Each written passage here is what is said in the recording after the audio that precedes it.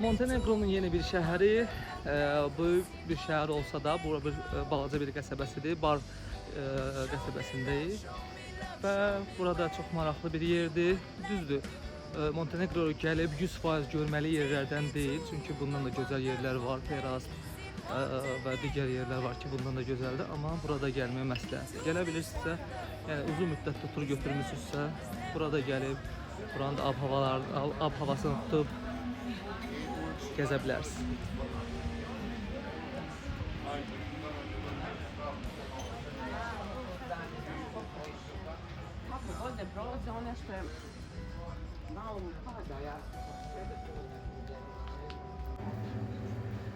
Burada çox maraqlı, çox fərqli içkilər var. Burada zeytun yağları sırf bura gəldiyiniz zaman çox gözəl qiymətli. Burada malina çaxırları var ki, çox dadlıdır. Yəni burada test olaraq verirlər, ərik araqlarıdır. İçən adamlar üçün cənnətdir bura. Çox fərqli dadları var. Qiymətləri isə how much? 7 euro, 10 euro.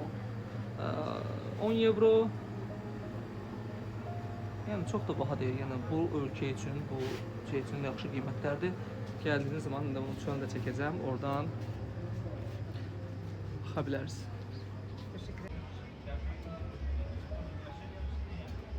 Bura gəldiyiniz zaman düzdür, görməli yerlər gördünüz 5 dəqiqə. Ondan sonra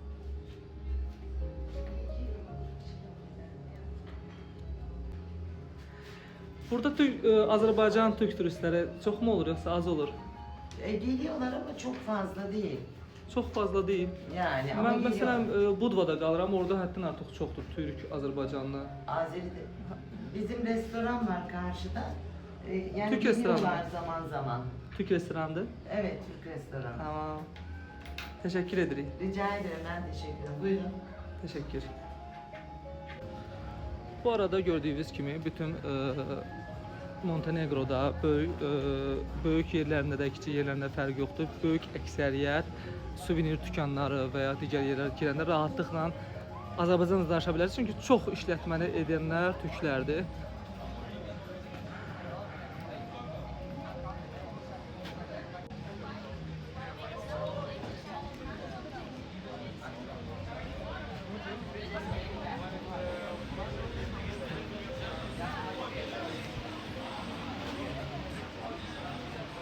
Sadəcə danışmadan, bəzən mən özüm də vloqlara baxdığım zaman bəzən səssiz həmin məkanın səsini dinləməyə daha çox üstünlük verirəm deyə susub sadəcə istəyirəm baxasınız, hiss edəsiniz ərazi.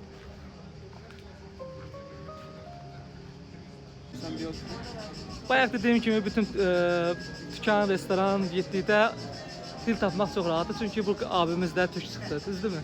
Neçə ildir burada işləyirsən abi? Efendim? Neçə ildir burada çalışıyorsun? Evet, burada. Neçə il? Sezonla çalışıyorum. Sezonla. Türkiye'de yaşıyorsunuz, ancaq sezon vaxtı Aynen. gəlir.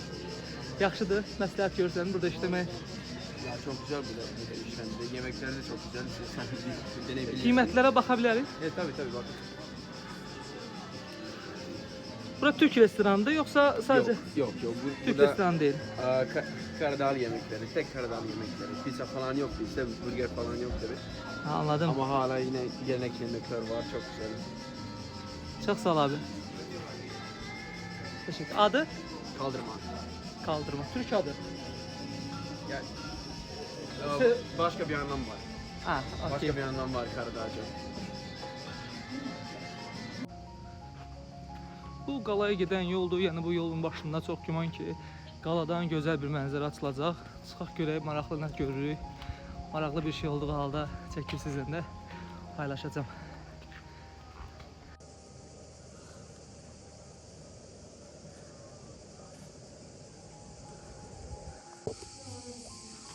Bura qalanın girişidir, buradan qalaya daxil oluruq. İçində